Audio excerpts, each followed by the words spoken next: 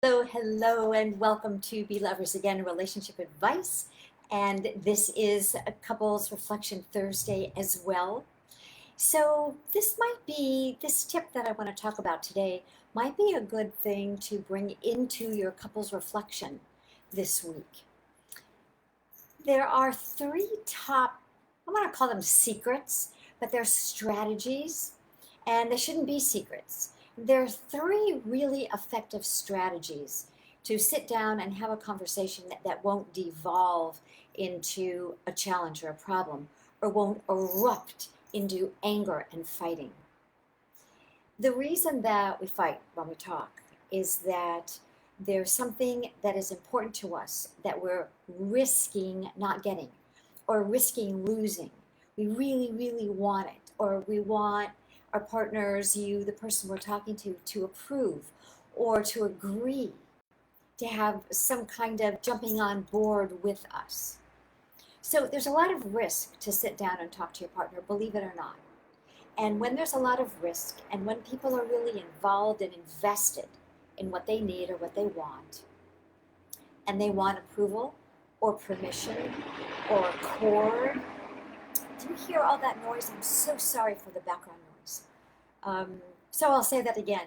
When people are invested in wanting approval or your accord or agreement or permission, and we should talk about that next week because that really isn't the energy that we should come into conversations with each other.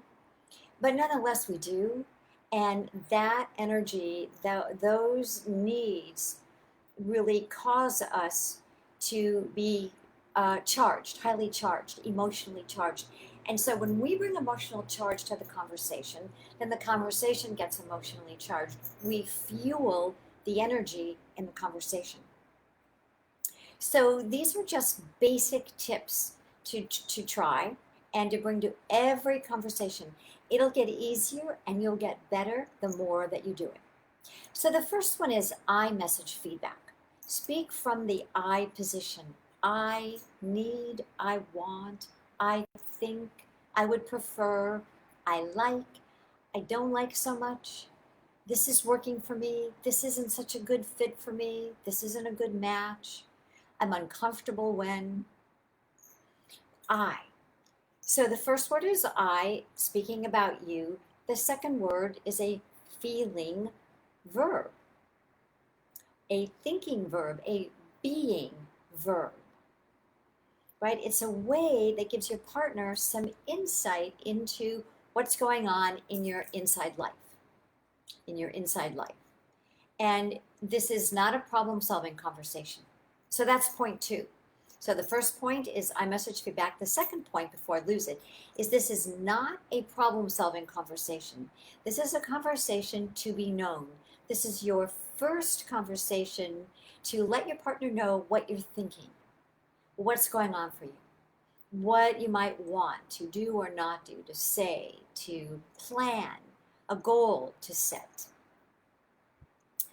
And the thing that's important about that is that a problem-solving conversation energetically is different, and there are ground rules, right? There are ground rules. There are very specific methods and parts to a problem-solving conversation. So this is really the first conversation. And the third piece is scheduling a time. How often are you sitting someplace and your partner comes in already talking? It may look like we're available. It may not. We may be on the phone, or we may be working, putting our focus somewhere. We do that. We do that all the time. We will walk into a room and talk. The thing that you want to do is not do that. You wouldn't do that to somebody that you didn't know. You would knock on the door. You would ask them if this was a good time. Let them know you wanted to talk to them. Could you talk to them now? Would later be better? The same thing is true with your partner.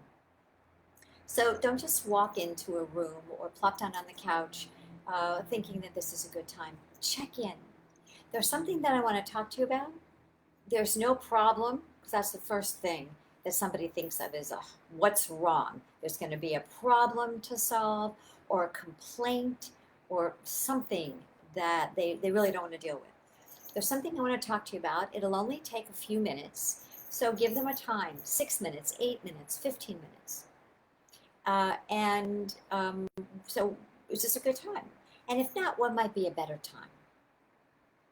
So I message feedback in the body of the conversation, not a conversation to problem solve, a conversation to be known, to express what's going on for you, and to make sure that you make an appointment. I know that sounds formal, but it's kind, it's respectful, and it's responsible. You're taking responsibility to say, I'd like to talk to you about something.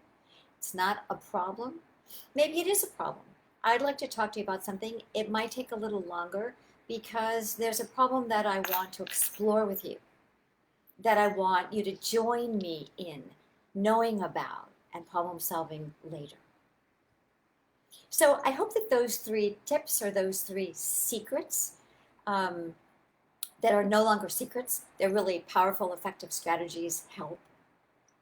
And you know, talking to our partners and having these kinds of conversations, especially if you have a history where conversations are emotionally charged, or it's difficult, or you haven't learned how to listen deeply and elegantly to each other, sometimes it's helpful to have a third person there to be able to help you learn the skills and tools and help you practice with each other.